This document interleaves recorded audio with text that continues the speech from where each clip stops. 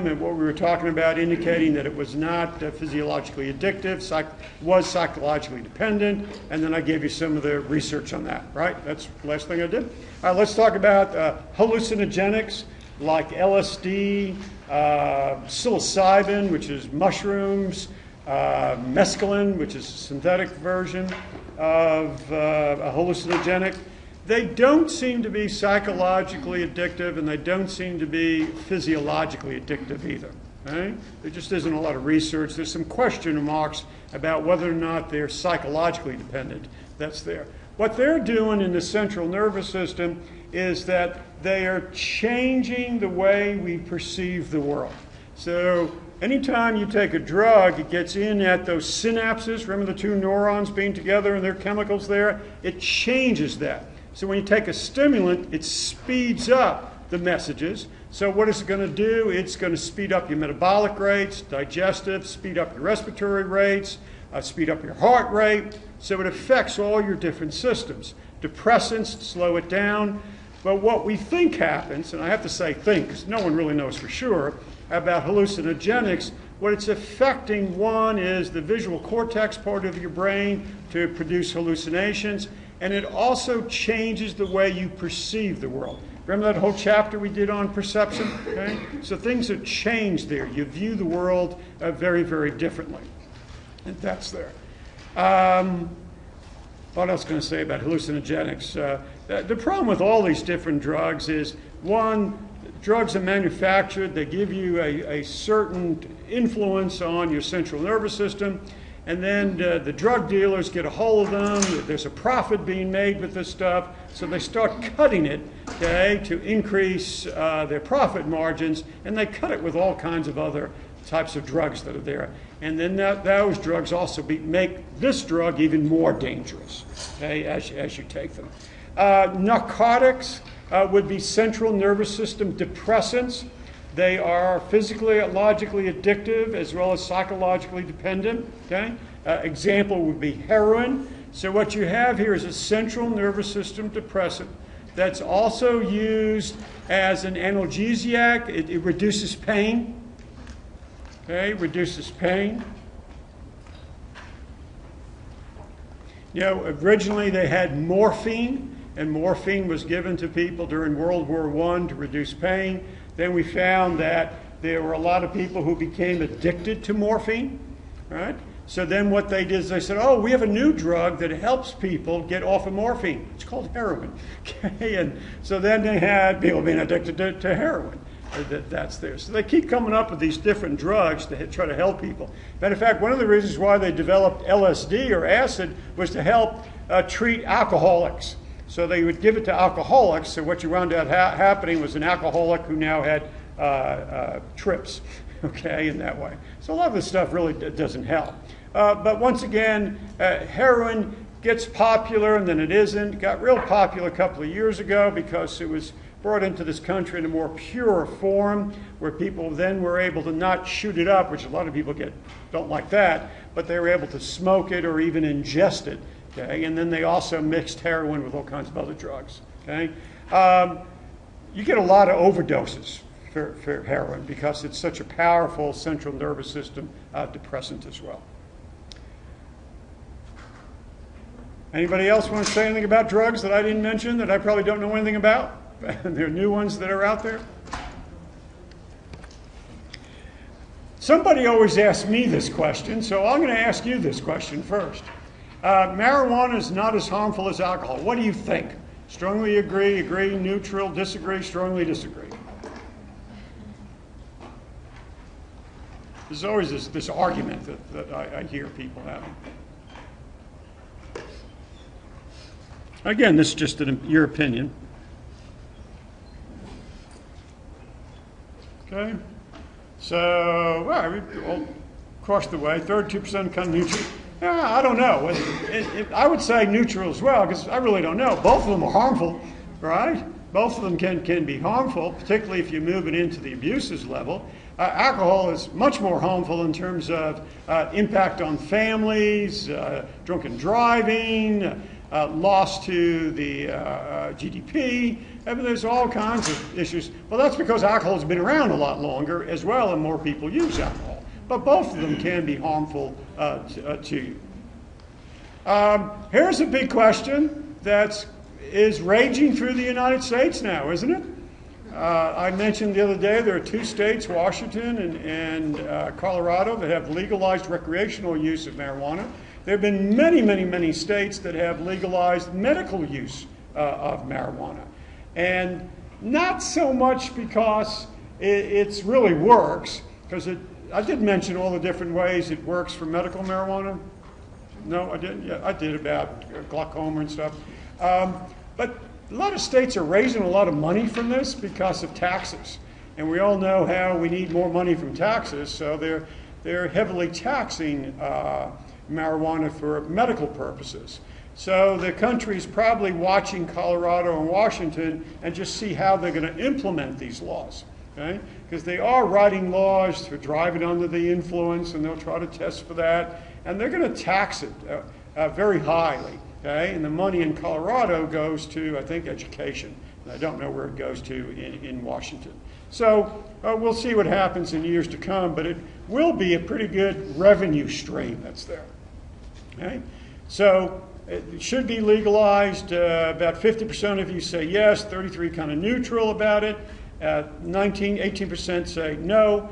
You know, if you've been affected by drugs in your life and it's affected your family, you might say no to this one, because what this does is just adds another drug to be legalized.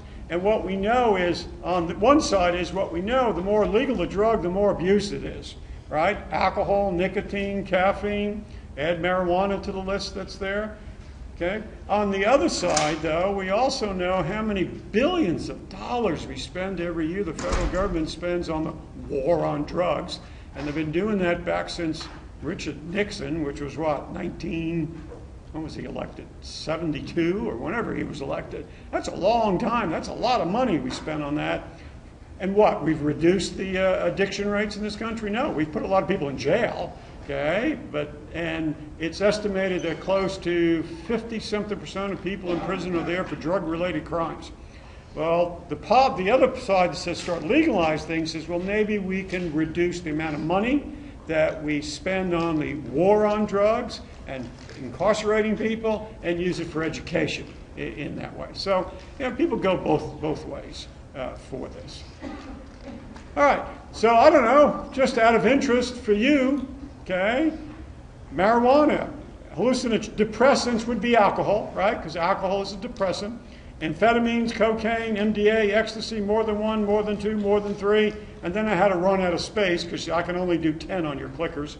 None is 0, by the way. If you push 0, that would be none. Just to show you what the drug usage is. Again, my guess is I'm probably going to have more people putting none than anything else. But I'll see if I'm wrong. See if you people are my drug class or something. The age group that abuses drugs more than any other age group is people in their 20s. Okay? People in their 20s. And as you get older, it's reduced. And we always make a big thing about adolescence, but the real issue is young adulthood in terms of abuse. All right, so, come on. Give me an answer. All right, so I was wrong. Okay, so I got 18% here, none. Got 20, marijuana. 22 was number 7, more than 1. My guess is it was probably marijuana and alcohol together. Would be that way, and then some at 2, some more than that, probably. In Dallas, the most popular use of drugs is going to be alcohol, marijuana, followed by ecstasy. Okay? In other parts of the country, it would be alcohol, marijuana, followed by methamphetamine in certain parts of the country. That's there. So different parts of the country are different, but you have a wide range that's there. And again, I would hope you're going to be a concerned and educated consumer. How about that? That you recognize what you're taking into your systems and what it does to you. Okay? And then be very, very aware of where that line is for yourself when you start getting into the abusive levels that are there. Because then that becomes harmful for you, society, and your families. Just two different charts in your book you might want to look at sometime. This is an instant chart that lists all the different drugs, okay, and then the action on you. These are stimulates the central nervous system. This depresses it, reduces it, and then what happens with these different drugs as you go up the line that's there. And the second one, which I think is a really interesting kind of a centerfold in this chapter, talks about, and this is 2 pages, right? It gives you the drug, classification, medical use, usual dosage, duration, effect. Then it tells you if it's psychologically addictive, is it physically addictive, and down the line. It's a good little chart that's there if you ever wondered about different drugs and the effect on the central nervous system. Just for you to look at. All right, so I'm done with that chapter. So let's take a look at do a little review of the information that was presented in this chapter and see if you remember it. All right, so go back a few days when we talked about sleep. The stages of sleep are measured by what? Watching the sleeper's eye movement and an electroencephalograph, a chemical analysis of the blood, or observing the body positions and the amount of muscle movement. The stages of sleep. So the key words here are stages of sleep, right? So the first thing you think about is stages of sleep, then what are they measured by?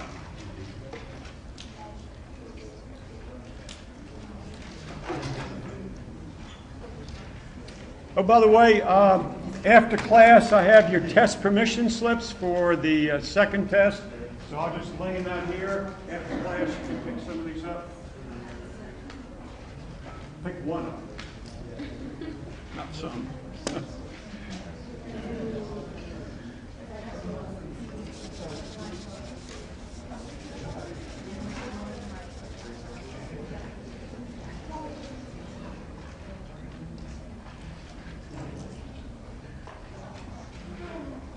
All right, everybody got this one? All answers in? Okay. All right, so 92% of you say an whoa. That's supposed to be. The correct answers too. The sun is having a bad day today. It's just not going up that far. It's number 2. It's an electroencephalograph. Remember that when we talked about beta waves and alpha waves and delta waves? A lot of you chose 5, watching the sleeper's eye movement. That's dream sleep. That's an indication of dream sleep, rapid eye movement sleep. All right? So the correct answer is 2. How about this one? REM sleep is a dream-related stage which what?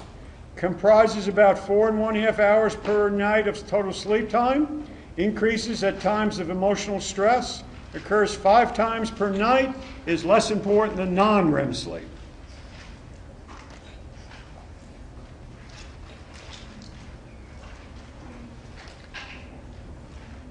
I don't know if you're going to find this in your notes or not. No, I talked about this, but this is a tricky question. Yes, right? But if you think it through, you can eliminate some answers. If you think it through. Use a little logic here. Did you ever tell us what REM stood for? What REM stands for? Rapid eye movement. Used to be a rock group, right? REM.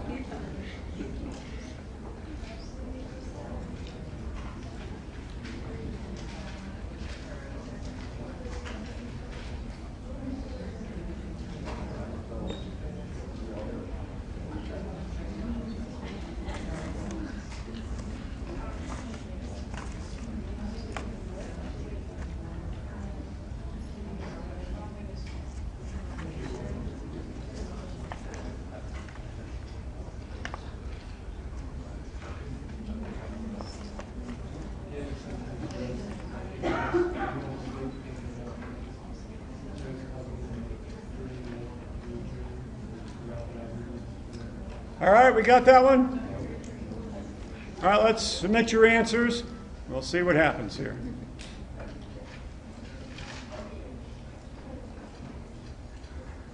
All right, everybody got their answers in? Guess not. Okay. Now we got them.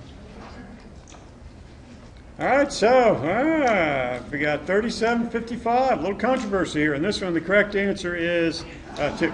Yes! You competitive people, right?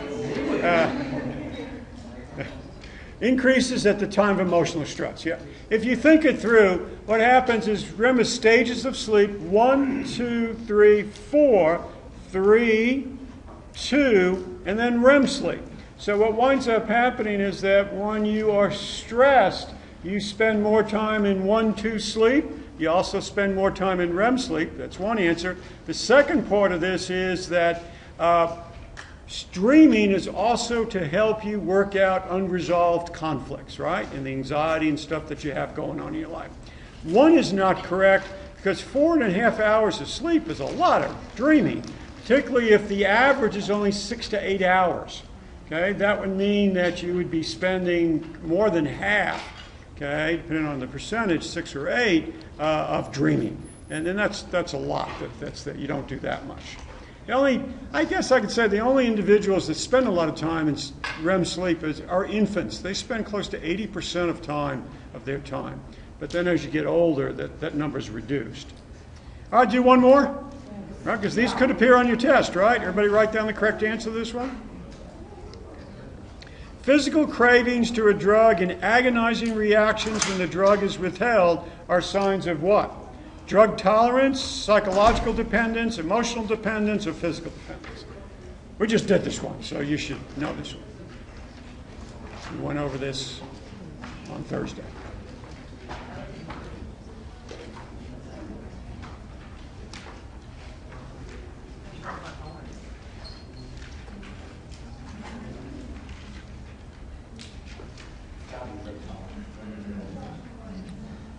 I would hope most of you get this one right.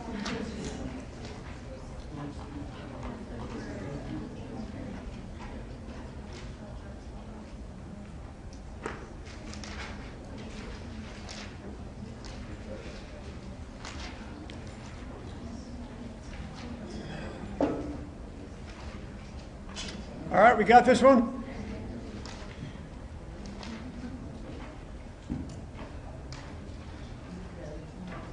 All right, we got it? All in. Okay. There you go, 62. 85% are correct. All right, there you go. All right, it's physical dependency. What's happening again, agonizing reactions would be part of the withdrawal from a certain drug. All right, so that's the end of that chapter. So let us go to the next chapter, which is the last chapter before your test. It's about conditioning and learning. Conditioning and learning.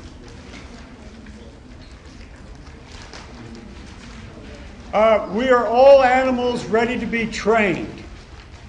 All right, we're little monkeys, we're little dogs, we can be trained. So let us jump to this question and ask you, are we trainable animals? Well, then give me a strongly agree. Before class started, we were talking about this, and this is the chapter about behaviorism. Remember we talked about Watson and Skinner at the beginning of the semester? We have a whole chapter on this because it is so important in psychology and human behavior. Conditioning absolutely works. Okay, so your answer is, yeah, majority of you say we are. Some are neutral.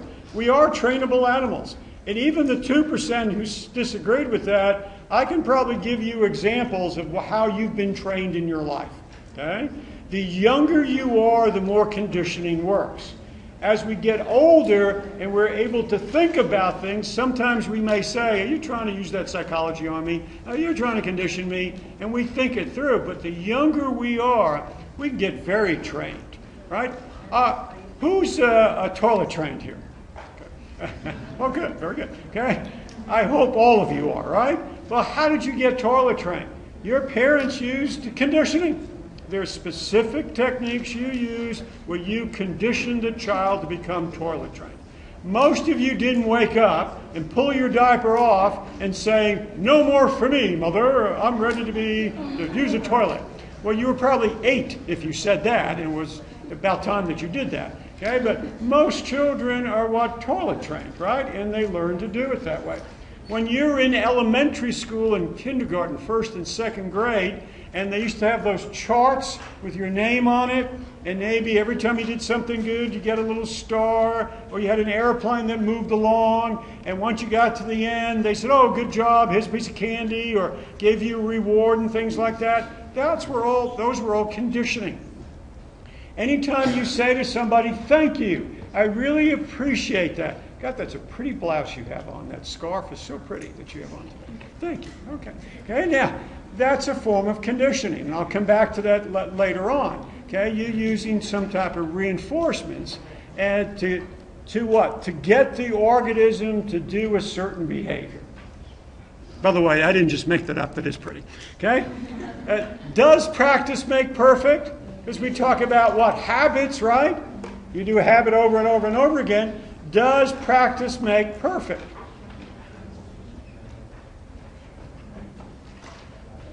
Okay.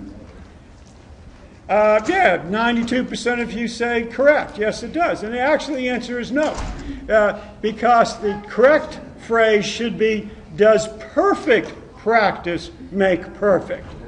Do you get that? Because you can be doing something inappropriate and you may do it over and over again, and it may be what? A negative habit that's there. So if you want something to be good, okay, an appropriate habit, you have to do it over and over again. The best one example I can give you is if I'm learning to play tennis and I've never taken a lesson in my life, I just go out there and I start hitting this tennis ball kind of like this, and the person I'm playing also is learning to play tennis, and both of us do this, and every time I do this, the ball goes over the net. I'm going, "Yeah, all right, won that point, this is great." Okay, but what I'm doing is I'm establishing a pattern or a habit of hitting the ball, inappropriately. I'm not addressing the ball as in pull my arm back, take a step forward, and swinging through it. I'm just doing this. So I'm doing this for a year or two, and I'm getting pretty good, and I think, I'm beating most people, but I'm losing to some people. I need to take a lesson. So the pro looks at me and goes, "God, that's not the way you want to do it." But remember, I've been doing this for a year or two, and I'm getting reinforced every time I win the point. So he or she says to me, "No, pull your arm back, step in, follow through." And I start doing that, but you know what? It's uncomfortable doing that. It feels awkward. It feels odd because I've been practicing this all the time. And the first time I hit one, boom, it goes over the fence. The next one goes in the net. The next one goes over the fence.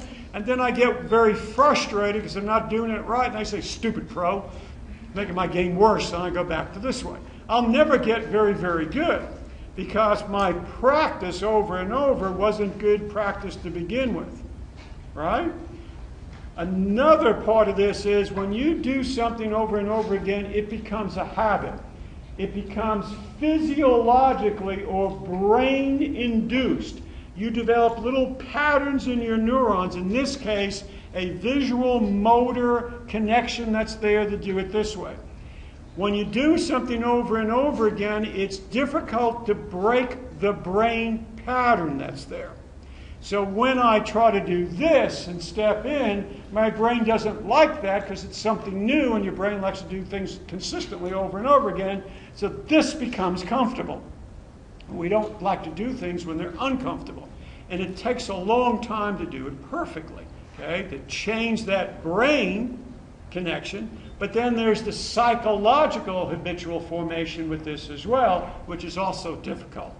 Those of you who have poor study habits, if you went back and read about the SQ4R pattern of studying, a lot of you don't do that. If you try to do it, within about 2 nights, you're going to go, "This is stupid. It takes too much time. I don't like doing this." Why? Because that's not your habit. Your brain doesn't like to change. In order to change a habit, you're going to have to do it again and again and again and again and again. And the way to change it is incremental. Okay? Just do that for 5 minutes. Do that to 7 minutes. Do that for 9 minutes. And sooner or later you'll change the psychological as well as the neurological patterns that are there. Otherwise, you're stuck in those habits. That's a good introduction, isn't it? Right? To changing habits and conditioning. Very powerful stuff. Does practice make perfect? We already answered that. Learning is a relatively permanent change in behavior that can be attributed to experience. If you do something, you're going to learn. You got to do something. Now, I tell you where there's a question here. When someone says learning, okay, what they mean by learning in this chapter is conditioning. All right? So just, because we learn in different ways. A lot of you don't learn just through conditioning. Now that we have higher level thinking abilities, a lot of us have creative thinking. We learn through creation, through analytical abilities. But when they use learning in this chapter, they're really saying conditioning. So conditioning is a relatively permanent change in behavior that can be attributed to experience. Relatively permanent means most of the time. Sometimes we can learn without conditioning. And we'll talk about that as we go through this chapter. All right, so the premise to behaviorism or conditioning is the organism, us, other animals, will do something, and then what happens? We reinforce that behavior to continue. Ready for me to go on? Okay. Learning is based on reinforcement, what I just said, which is any event that increases the probability that a particular response will occur. Learning is based on reinforcement. If you want to learn to use conditioning on your boyfriend's, girlfriend's, husband's, wife's, children, one of the things you need to learn is what is a reinforcer for them. What would be considered a reward for them? Because if the organism doesn't think of that as a reward, then it's not a very good reinforcer. So in order for me to teach little white rats to run through a maze, I can't stand there and go, good job, good job, good job. They couldn't care less, right? What a reinforcer for them is, what's important is going to be food. So I have to, first get them really hungry, right? So that they want that payoff. And when they run the maze incrementally correct, then I start paying them off. I give them reinforcers. If you want your child to do something, you have to understand what a reinforcer is for them. What do they want? Most of us don't use reinforcers. As parents, we use punishment rather than a reward. We forget to reward the good things and we pay more attention to the bad things. Okay? That's not right, but we have a tendency to do that. What's a punishment for one child may not be a punishment for another child. What's rewarding for one person may not be rewarding for somebody else. So you need to understand what reinforcers are and how certain reinforcers work for some people, some don't. If you are a manager in a company, okay, what happens is that you can motivate one person with one type of reinforcer and reward, but it may not work for somebody else. If I said to you, hey, whoever gets an A in the next test, I'll give you $5. Whoop-oo, Steve, $5. Who cares? Okay? For some of you, it might be, oh, I'll take $5. Why not? Okay, if I said $1,000, would that? Oh, yeah, I'll do that for $1,000.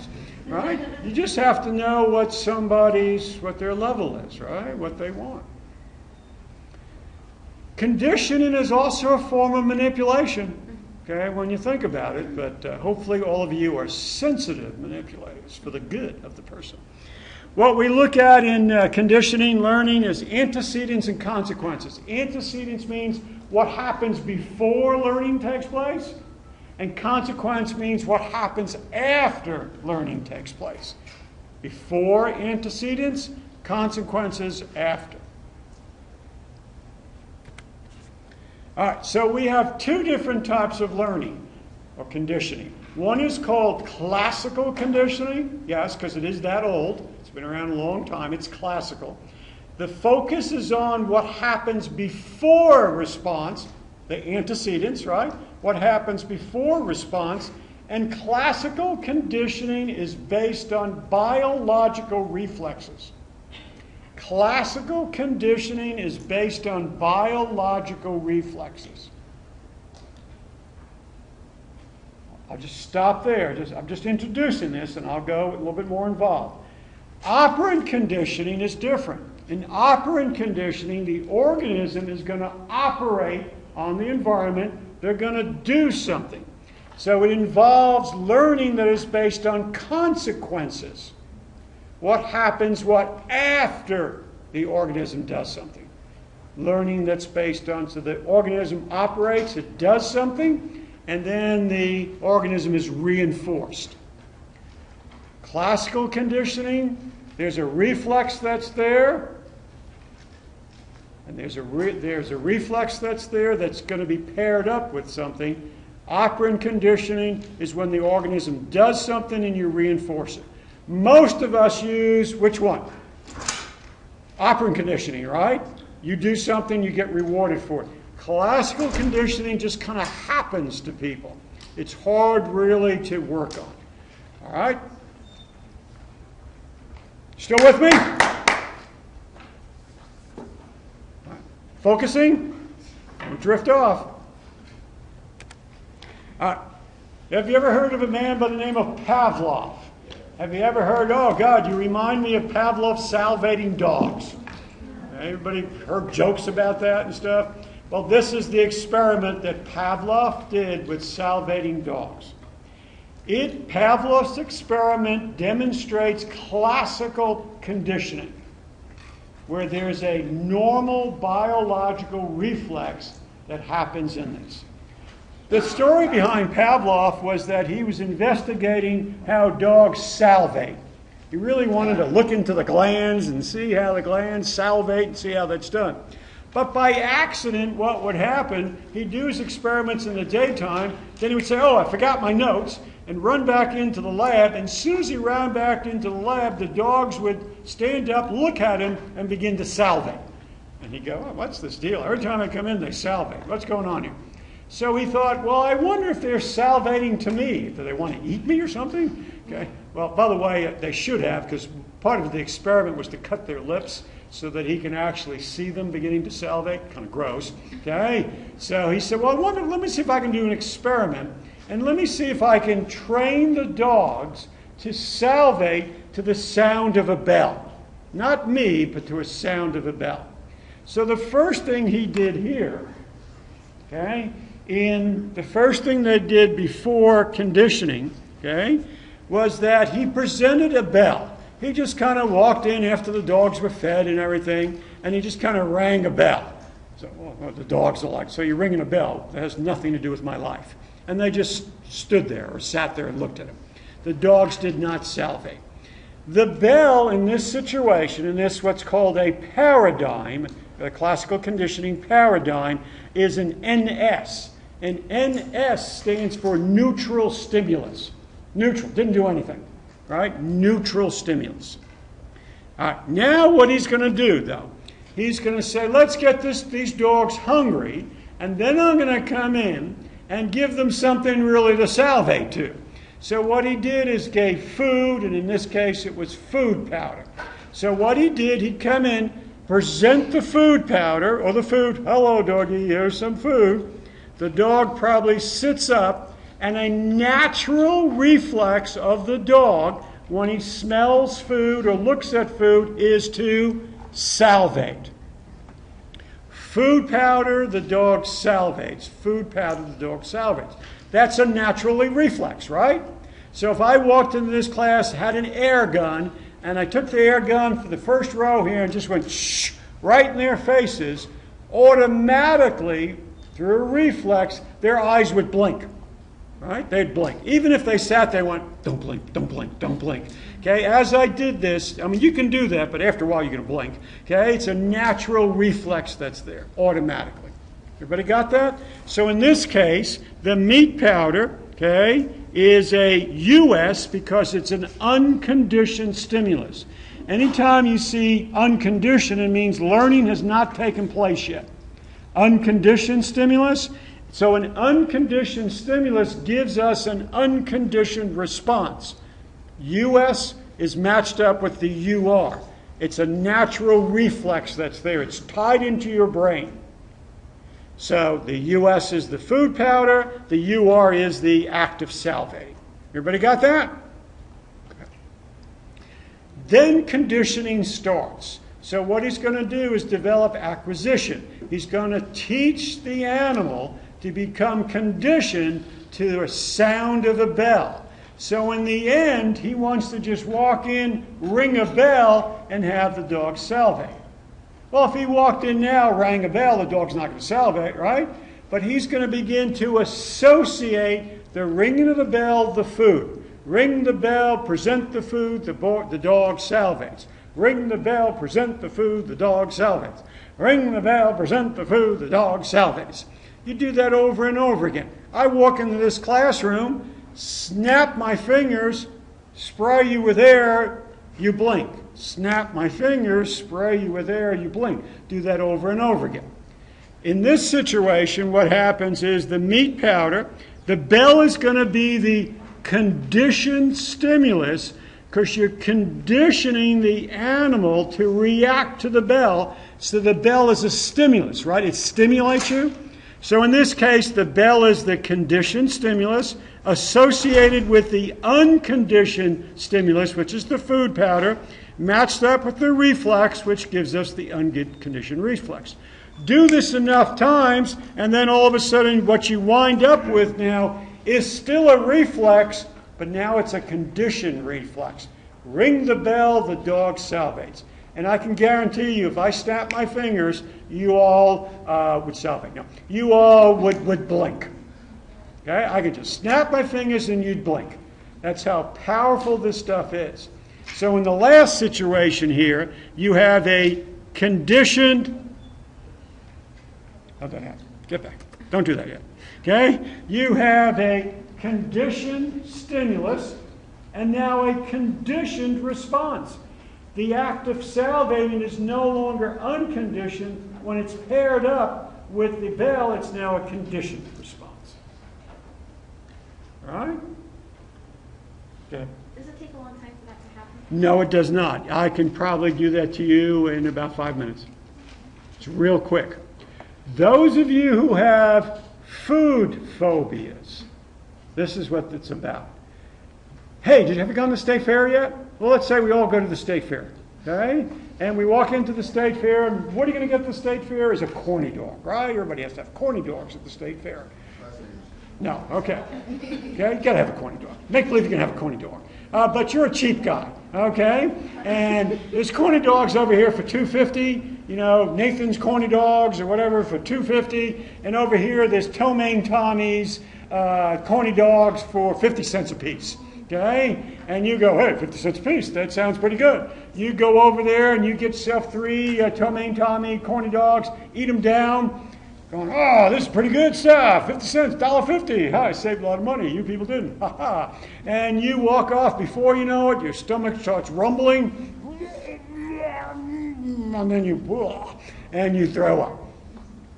Got that?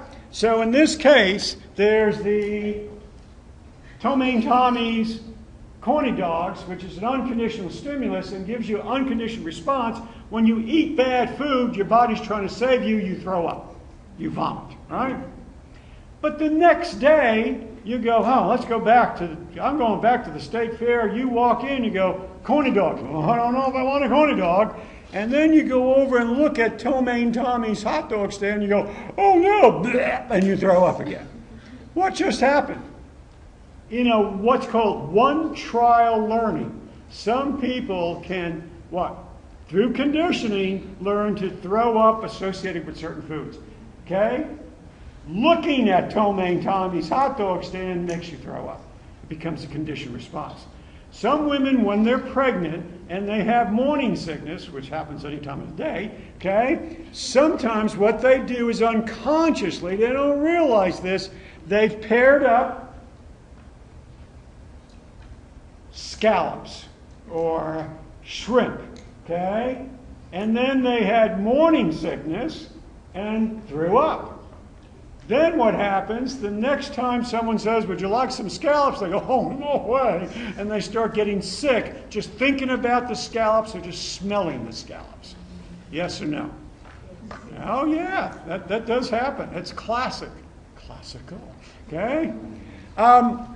Give me sauerkraut just to pick up and eat. I can't swallow it. I got choked up.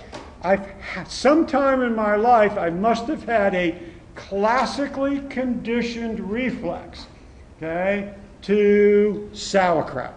Just can't do sauerkraut. Okay? It's a reflex that's there.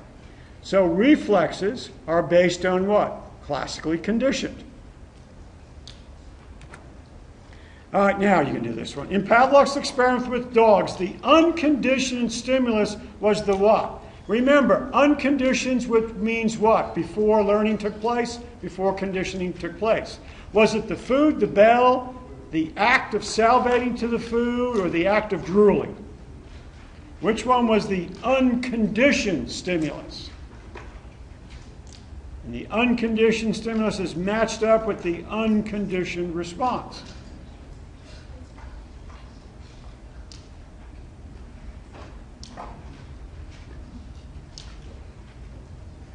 We got it? 1, 2, 3.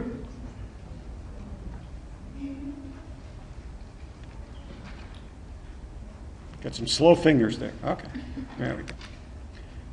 All right. So the answer is 68% of you is the food. The food was unconditioned, right? It happens before. The bell is the conditioned stimulus because you ring the bell and the dog salivates. Condition means it happened after the learning took place. When we look at classical conditioning, we look at what's called elements of classical conditioning. Here's another example for you for classical conditioning. You have a cat. By the way, cats are very hard to condition, okay? Because they're not as easy as dogs. They're probably not as dumb as dogs. No, I didn't say that. Okay? They're kind of hard, but you can do it. You notice that when you feed your cat, you use an electric can opener to open up the food.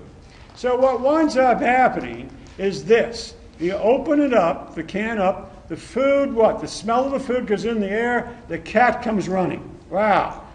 Smell of the food, the cat comes running. Smell of the food, the cat comes running. All right, so we got unconditional stimulus and a conditioned response.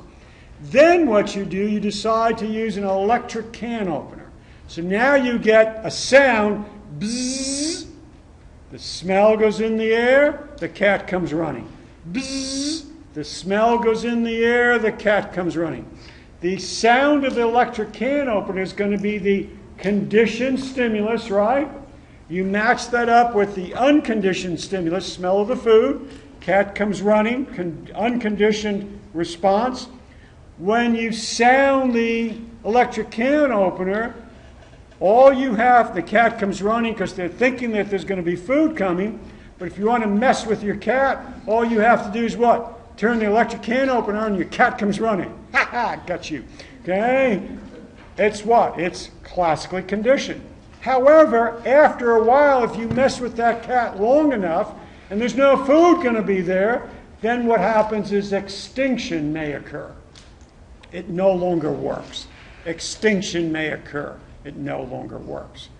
But conditioning, particularly classical conditioning, is so powerful that you could get what's called spontaneous recovery, which means that all of a sudden you accidentally turn on the electric can opener and all of a sudden the cat comes running. And you go, oh, how'd that happen? It gets so wired into the brain, even though extinction occurs, sometimes it can come back spontaneously. Phobias that some of you have, if you went through psychological conditioning, counter-conditioning, to take that away from you, and you used to have a fear of flying, and you no longer do, you're sitting in an airplane someday and the doors close and all of a sudden your fear comes back, just out of nowhere. How did that happen? Well, sometimes it comes back through spontaneous recovery. It's wired into your brain somewhere. The more emotions you have, particularly anxiety, if they're associated with some type of memories, the more they get locked into your brain. That's how powerful this stuff is. Generalization means sometimes in Pavlov's experiment, when he rang a handbell, right, the dog salivated. He also taught them to generalize, which means when they heard any type of bell, a church bell, a chime on a clock, then they began to salivate as well. Sometimes we say people's fears will generalize. You start off being afraid of a cockroach. Then all of a sudden you're afraid of spiders. Then you're afraid of ants. Then you're afraid of anything that crawls on the ground, because you began to generalize this classically conditioned response. Or you might discriminate, which means you're just going to be afraid of the cockroach, and that's all. It's called discrimination, and that's it. And you can train animals to generalize, to discriminate, whatever else. Have you ever seen Shamu the whale? Okay, jump through hoops and things like that down at SeaWorld? You people don't get around, do you? Yes. Okay, yes you have. Some of you have. Okay? They use series of whistles that they do for him to jump and stuff like that. And if you're someone in the audience and you hear that, then you should try to whistle and try to fake out poor Shamu. But they've taught Shamu, the whale, to discriminate, and it's only one pitch that the whale reacts to, right? They did not teach him to generalize. It's only discriminate. What we're really talking about here, right, is developing expectancies. You're expecting to get food when the can opener gets turned on and you hear it. You're expecting for me to throw up when I see sauerkraut, and that gets wired into my brain as a memory. You have a fear? The fear that I have is I can only do 10, okay? So I just had to pick 10. As I've done this over the years, these seem to be the top 10 fears of this class. Psych 2301 students. You can tell me if you have other fears, and maybe I'll get rid of some of these other ones. Some of you say clowns? Yeah, some people are really afraid of clowns. Whether it's this or this way. Oh, I know a movie. Did you ever read a Stephen King book called It? Or seen that movie? That got your reaction. There was the clown in that, right? Sometimes when I walk by a sewer, I kind of look at it.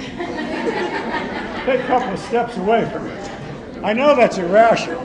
If you don't know the story, these clowns were abducting children, but they lived in the sewers. So a kid would walk by and just pull them down. Kind of freaky. All right, so let's see what your fears are. Some of you don't have any fears, right, whatsoever. So you didn't pick one. All right, we're all over the place. What do we got? The biggest fear is number 3 of heights.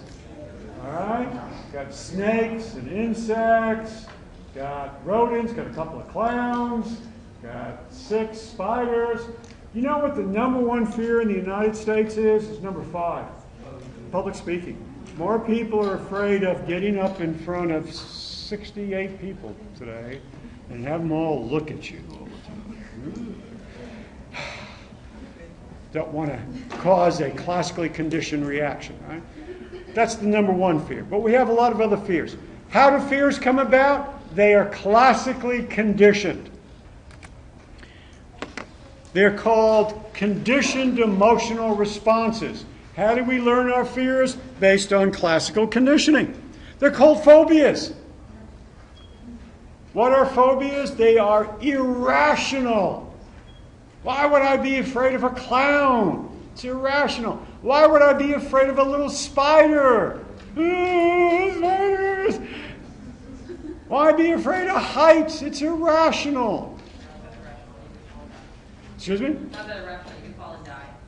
Yeah, but you're thinking about it. A lot. A lot. It's because it's a fear. Well, you can learn fears through two different ways. One is direct experience. Okay? Oh, by the way, they just opened up Reunion Tower again. You can go up there now in the observation tank. Observation area. Let's say you go up there. Now, you wouldn't go. I know. Okay? But you're up there, and you're doing this, going like, wow, look at that. It's a long way down. Look at all the people down there. They're really high up.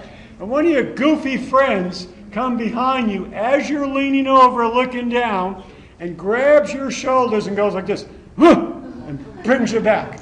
Now, that is a reflex. Your eyes just went over the area you don't think you should be, and you automatically induced the sympathetic part of your nervous system, which is fight or flight, and you went, and your heart was beating like this. And you said, oh, you jerk, or use some other words. Okay? God, stop that. And you went over and did it again, and he did it again to you. So what winds up happening, you begin to pairing up, right? A pair of looking down and this anxiety. Looking down and this anxiety. Looking down and this anxiety. And then you did something dumb, which was walk away and go, don't do that to me. I'm not going near that edge. No way. When you said I'm not going near that edge, you just reinforced now, okay, your fear. What you should have done is what? Take a deep breath. It's okay. It's okay. It's okay. Because you now have learned maybe a fear of heights. Now you may say, oh no, Steve, that's happening numerous times. Yes, but if you don't go back up and look down again, that's going to happen. Or you do go back up, not on Reunion Tower, but you're on some 5-story building, which is not very much. You look out the window, and all of a sudden, out of nowhere, you get anxiety. Why? Because that's classically conditioned, gets in your brain. You're afraid of spiders. One isn't born with the fear of spiders. What probably happened is you were probably crawling around on the ground, and you picked up a spider, and you went like this, like old kids, and your mom was behind you, and she went, ah! And you went, ah! And your heart went like this, and you dropped the spider, and you started crying. Okay? Well, that might be one trial learning that's there. Spider, anxiety, fear, mom screams. No way am I looking at spiders. Most of our phobias are learned through direct experiences, or they can be learned through vicarious conditioning. Vicarious means indirect. Really didn't happen to you. But you know what? You watched a movie about it. And that movie was so frightening, it became your fear. Or a friend of yours talked about it. I don't like snakes. And I know exactly why I don't like snakes. Okay? When I was a little guy, I was watching some old cowboy movie. It was a Kirk Douglas movie, and he robbed this bank, and I still remember this vividly. He robbed this bank, and he was being chased, okay, and he found these rocks with a little cave underneath it. It was like just a big hole, and he threw the saddlebag full of money into the hole, covered it up with rocks, got caught, got sent to prison, broke out of prison, came back to get his money, okay? He had saddlebags with him to get the money. He pulled the rocks off. He looked down, and it was full of rattlesnakes. Okay? Some little 5-year-old going, ah. I mean, I grew up in the Bronx. What do I know about rattlesnakes? Like, rattlesnakes. Okay? And he takes out his little 6-shooter and fires about 3 bullets, kills about 9 snakes with 3 bullets. Only in the movies, right? So then all the snakes are dead. Okay? He pulls out the saddlebag. You ready? Opens up the saddlebag, goes like this, the snake jumps out, nails him right there, and dies. Okay? Well, I'm a little guy watching a movie right like this, the snake jumps out, nails him, I go like, ah! Now, it didn't happen to me, but I watched it. Vicarious. Well, the next week or so, my mom and my aunt would take my cousins and I, and we'd go to probably the only place that actually had trees in the Bronx, and that was the Bronx Zoo. Okay, which is right across the street from the Botanical Gardens, which had trees. Okay, so we go through there, we go to the Bronx Zoo, and we love to go to the reptile house. So we go to the reptile house, and we're standing behind the glass looking at rattlesnakes, and I say to my cousin, man, I was watching this movie yesterday, and this cowboy, this rattlesnake like that, just leaped at him and killed him. That was really scary. And he went, oh yeah, that's something. Bam! And he banged on the window, and this snake vaulted right at me. And I went, ah! Ran out of the snake house. Just, and they, of course, ran out after me. That was funny. You're so scared. And they said, come on, let's go back in. I go, they're not going back in there. No way. That was a mistake. I really should have went back in. And every time we went to the zoo and they said, let's go to the reptile house, I wouldn't go. You're a chicken. Yep. That's me. I'm not going. That built up what? First vicarious, then a direct experience that's there. Right? A full-blown phobia. And by the way, when you have phobias, all of a sudden snakes just appear all the time. They come out of nowhere just to say hello to you. Okay, I've seen so many snakes all the time. When I get to the chapter on therapy, I'll tell you about, I went through systematic desensitization to eliminate my fear of snakes, and I'll show you how I did that. Because any of you can go through what's called counter conditioning to reverse this stuff, if you wanted to. But you have to want to if you're afraid of heights or anything else. Why do it, right? Just don't go up in tall buildings. It doesn't affect your life. All phobias are learned through classical conditioning. All right, here's a tough question. One of these application questions. Got to pay attention now. You sound a tone, bzz, and then squirt pickle juice in a child's mouth. Don't go home and do this. Sound a tone, squirt pickle juice in a child's mouth, causing the child to salivate. After several periods of the tone and pickle juice, tone and pickle juice, tone and pickle juice, the tone alone causes the child to salivate. So now you have the child bzz, and the child salivates. Bzz, the child salivates. The tone is the what, and the pickle juice is the what. Is the tone the conditioned stimulus, and the pickle juice is an unconditioned stimulus, or so on down the line? Now, some of you panic when you see a multiple choice question with a lot of words in it and a lot of answers in it. You go, that's too much. I'll skip that one. Now, remember, when you take your test, those of you coming late, your next test will be available this Thursday, okay? But it'll go through the following Wednesday. I extended it to the 16th. You answer what? 50 out of the 55 questions. You leave 5 blank. Don't panic at this one. You need to take this what? One small step at a time. So the tone is the what. Figure what that is, and then that'll be the first part of your answer.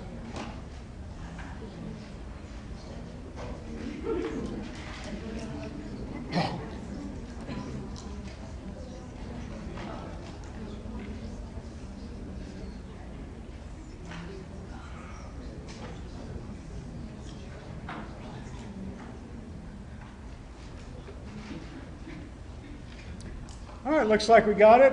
Ready? A couple more. Okay.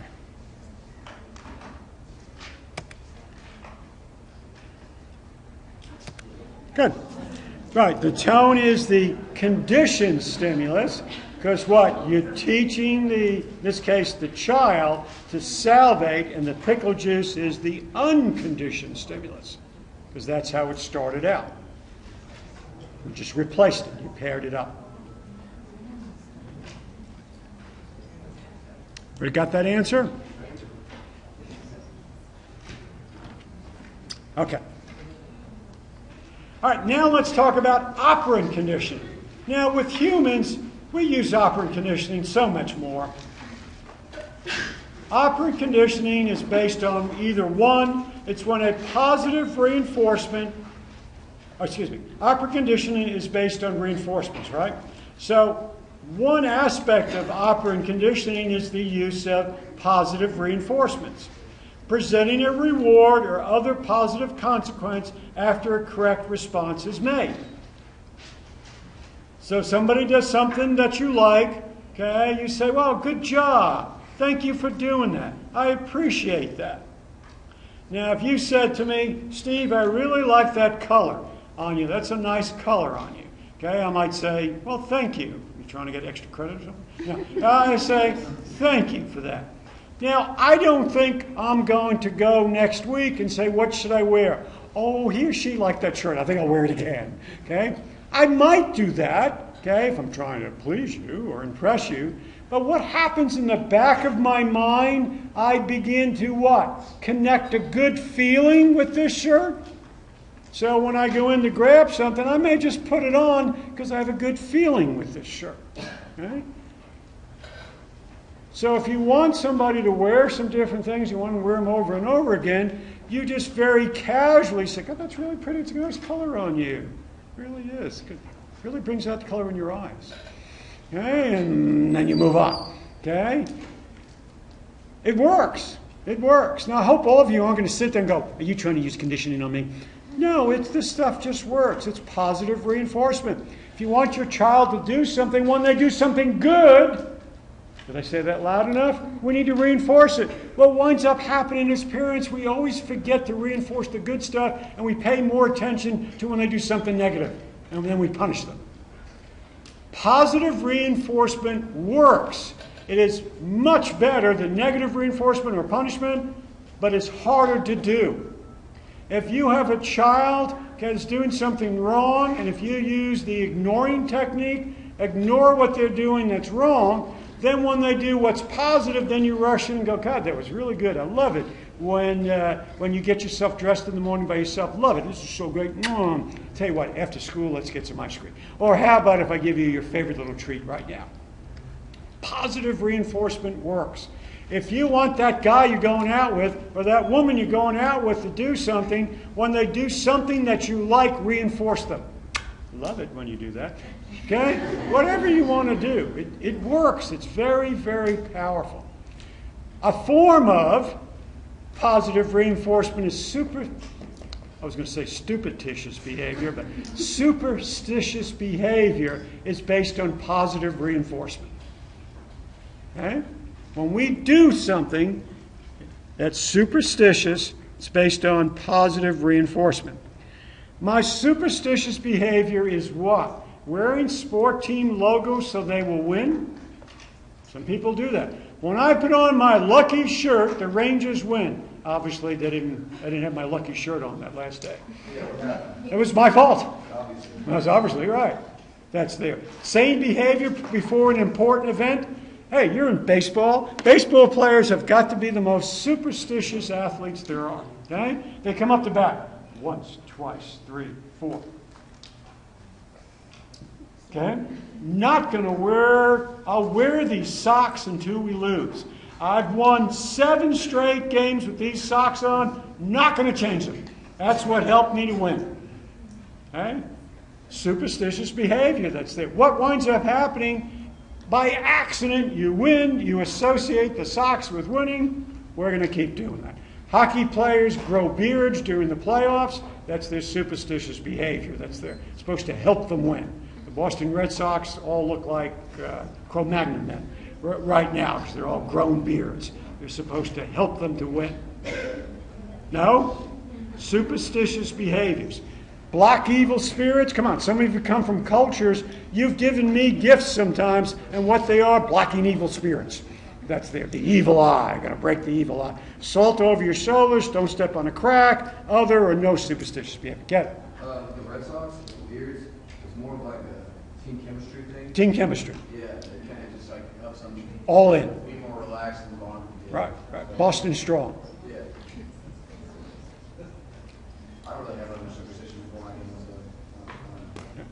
when I get to play, I have to think I can, but other than that. Sure. Well, some of you do the same thing. The last test you took, you got an A on, so now maybe you'll do the same thing again for the next test. Okay, you wear that lucky shirt. No. Some of you don't do any of this, though, right? But most superstitious behavior is based on, oh, that was cool. Okay? Most of you have none, that's there, right? But you have all kinds of other little behaviors that may be there. Okay? And this stuff works. Why does it work? Because you got reinforced for it. Shaping. If you want an organism to do something, you use a series of positive reinforcements called shaping. Shaping is also called incremental learning, step-by-step learning. Incremental learning, step-by-step learning. Skinner, B.F. Skinner, once taught a pigeon to bowl. Skinner once taught a pigeon to bowl. You know what bowling is, right? Bowling. Now, he didn't do it on a human-sized bowling alley. He made a pigeon-sized bowling alley, right? And he got the pigeon hungry, right? Hungry. You got to know your reinforcers. He had a trap door that's here. He opened the door. The pigeon came out. There was a bowling ball right here with a little pigeon pellet on it. And the bowling balls were down here. So the pigeon came out. You know how they do this all the time. They're looking for food. And he's hungry. He finds the food. He puts his little beak on the bowling ball. Okay, puts it on the bowling ball, moves a little bit. He eats the food. Grabs them, takes them out, puts the pellet back on the food again. Door opens. Pigeon comes out. He's looking for the food. Accidentally finds it again. Accidentally moves it. This takes about 3 to 4 trials. And then what happens? The door opens up. The pigeon comes right for the bowling ball, but there's no food there. So the pigeon's going, well, where's the food? He accidentally hits it. When he hits it with his beak, boom, you give him food again. Bring him back out again, bring him back in again. He looks around the ball again, accidentally hits it again, gets food again. This is a little more difficult. This one takes about 5 to 7 trials to get him to go to the bowling ball and hit it. So now he's expecting food. But the bowling alley is here, he's hitting the ball there. No food this time, and he gets frustrated. No food. Like, oh, there's the bowling alley, and he hits it down the bowling alley, then he gives him food. A little more difficult one, this one probably goes for about 10 to 13 trials. Pretty soon the pigeon's coming in, lining his little butt up, okay, and pushes the ball down there. You have him do that a couple of times, you give him food, then you don't give him food. And he comes back and he pushes it, and he gets frustrated, and he pushes it hard. Ball finally goes down, hits some pins, boom, give him some food. Comes back out, hits it a little bit, no food. Hits it a little bit, no food. Gets frustrated, hits it hard again, boom, he gets the food. Probably 10 to 12 trials, comes in, little pigeon lines himself up, and you just see him doing this, and he goes, and as if he's watching it. The ball goes down, and boom, knocks down pins. You just taught a pigeon to bowl. Okay? Done in about 20, 25 minutes. Did you ever play tic-tac-toe against the chickens at the state fair? You people have never lived. Okay? Go over to the, what's it called? The chicken house or whatever it is over there. And usually outside of it, they have a rabbit that plays songs and a chicken that you can play tic-tac-toe against. And he wins all the time. Okay? Because they just taught him where to put the X and stuff in that. But it's all conditioning. That's all it is. And it's shaping. Do you want to teach your child to become toilet trained? You use shaping. Give the child something you really want. Oh, by the way, the child has to be ready to be toilet trained first. Okay? You can't just do it. Okay? They have to be able to control their bladder, listen to instructions. They have to be emotionally, socially, cognitively, and physically ready. Right? Then what you do, you can do this in a weekend. You can do it in a weekend. Right? What you do is you say, all right, what we're going to do is have some fun this weekend. I got all your favorite foods, really salty foods, okay, favorite little treats and things like that. What we're going to do is we're going to go to the bathroom like Daddy does or like Mommy does. So Daddy says, okay, let me show you how to go. And they may model that if you want to do that part. Okay, that's there. And then he has what? His childlike little potty seat that's there. So what you do in the beginning, you say, let's have your favorite drinks. What do you want to drink? Good caffeine drinks, right? Diuretics, makes you go to the bathroom, fill you up. And then you say, come on, let's go to the bathroom. And you run over and you sit down and you say, go ahead, go. And they go, what are you talking about? I don't know, what do you mean go? What's a go? Okay, let it go. Well, what do you mean? What am I supposed to let go? Okay? They don't get it, but here's the trick.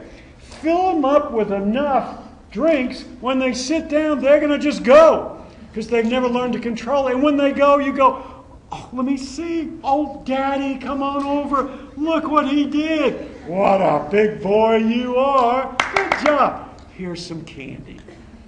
Here's your favorite food. Good job, good job. All right, come on, let's go back in the house. Here's more. Let's drink some more. Let's eat some more. Come on, let's go again. Sit down. Can you go now? What do you mean go? But if he got enough fluid in him, he's just going to let loose again. Good job, good job, good job. You see what I'm doing? I'm shaping. Now, the next thing you move to then is, let me know when you begin to feel like you're getting a little full and you need to go. Drink, drink, drink. You feeling that? I don't know. Oops. I didn't make it, Mom. Okay, accident. Don't punish. Accidents happen. Let's go. But come on. Now, when you need to go, you need to sit here and go. I can't go. That's okay. But sitting here when you feel full like this, that's when you want to go. Really, really. Yeah, that's a good job. There you go. All right, we go back. Mommy, you need to go. Good. Put them down as quick as you can. They go. Here you go. Here you go. You do that for a while. Then you move towards, let me know when you want to go, and I'll run in there with you. Going to be accidents, but they eventually do it. Good job, good job, good job. Then it's, whenever you want to go, go, just like we do. You're such a good boy. That's great. Go. I did it. You're done. Now, what about all this candy they're getting for urinating and stuff when they're good? Well, tell me, when you people go to the bathroom, do you run and get some candy right away and go, good job, good job, good job? No, eventually what happens is it just goes away. It becomes, the rewards become extinct, and you're left with the child going.